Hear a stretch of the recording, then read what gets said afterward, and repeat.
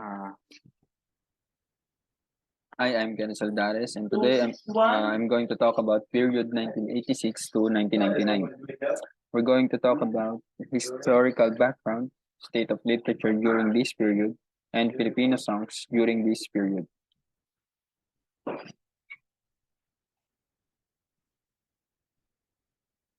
Historical background.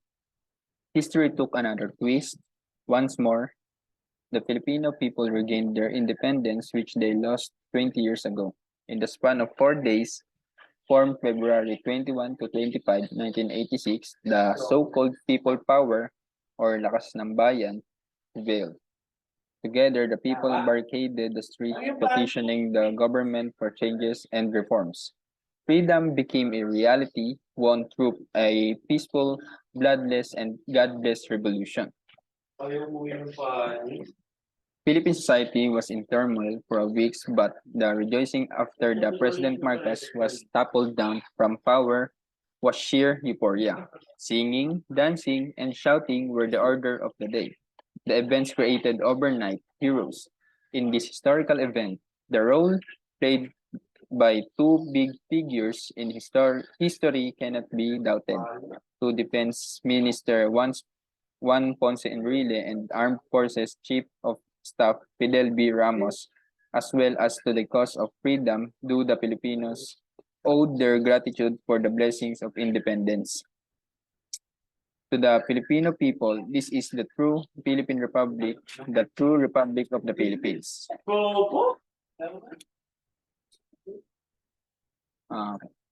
State of Philippine literature during this period. In the short span of existence of the true Republic of the Philippines, several changes already became evident. This is noticed in the new Filipino songs, in the newspapers, and in the speeches, and even in the television programs. Newspapers, which were once branded crony newspapers, became instant opposition papers overnight. This was true of Bulletin Today, which became the opposition paper.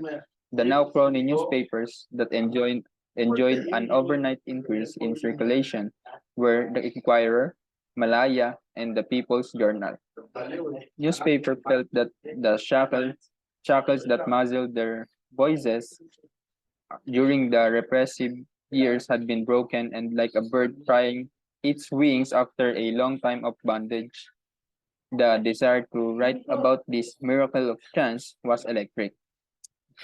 Columnists became vocal and unrestricted in there are and a bumper crop of young journalists emerged. The old stalwarts of the former dispensation like Maximo Sullivan, Louis Beltran, Hilarion Henares, and Francisco Soc Rodrigo came back with a vengeance. By June 12, 1986, a total of 19 local dialysis, both in English and Filipino, were in circulation. Nowhere since 1950s had there been such a big number of newspapers in circulation.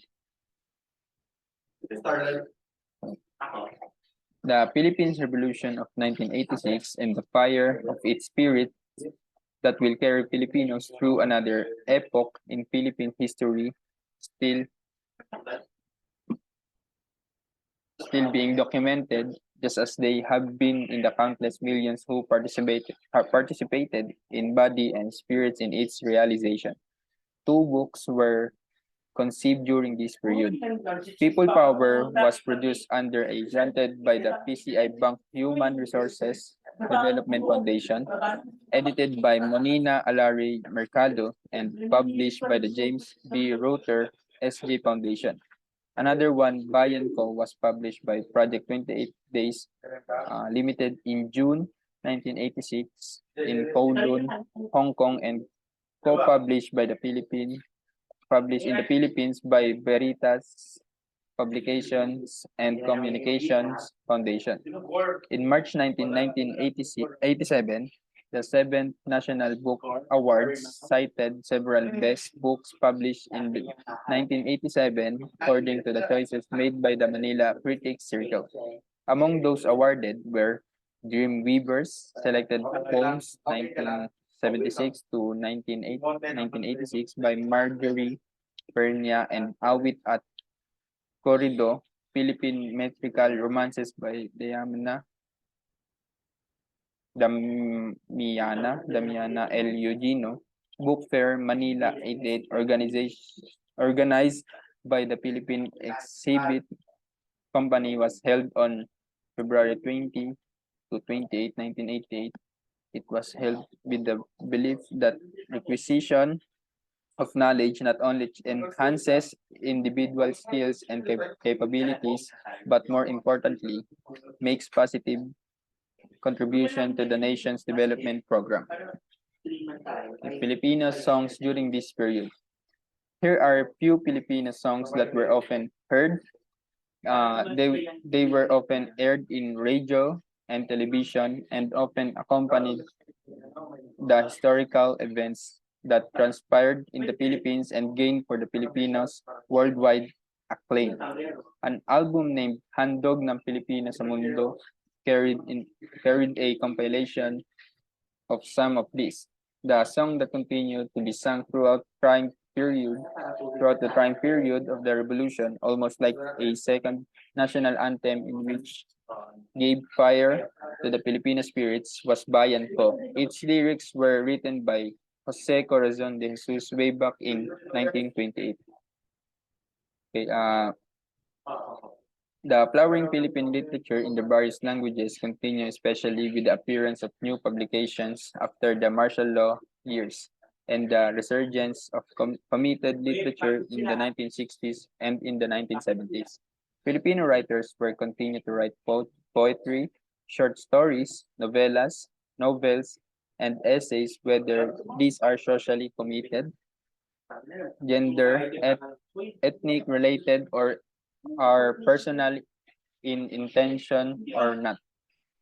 Of course, the Filipino writer has become more conscious of his art with the proliferation of writers' workshops here and abroad, and the bulk of literature available to him via the mass media, including the internet.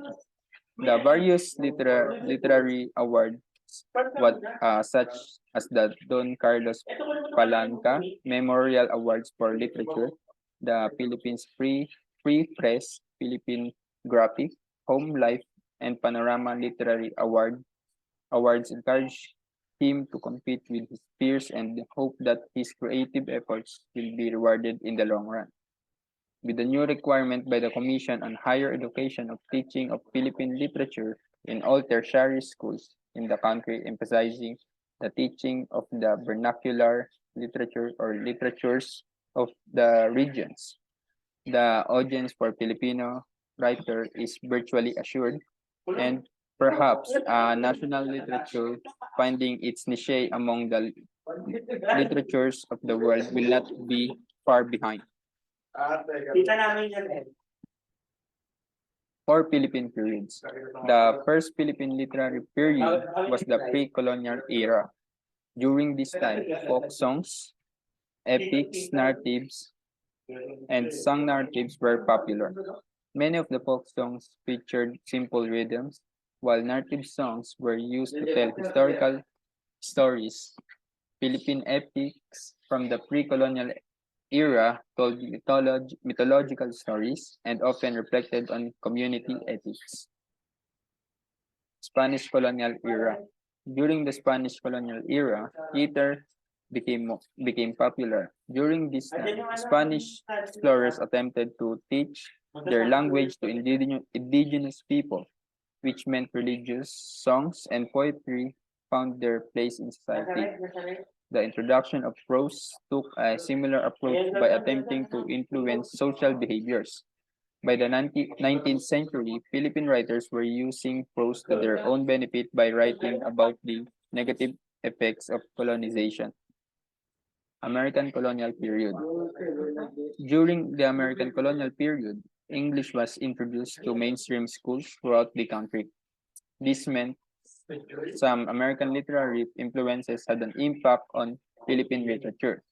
Including the introduction of free verse poetry, short storytelling also became popular, and as romantic movie traditions intersected with Philippine culture, so did romantic novels. Contemporary period emerged. Following military rule in the 1960s, the contemporary period emerged. Poetry, prose, and short stories remain popular, but writing has become more competitive and professional throughout the country. Writers are encouraged to attend workshops, and literary awards ceremonies are held each year. So that's it. Thank you for listening, and I hope you learned something.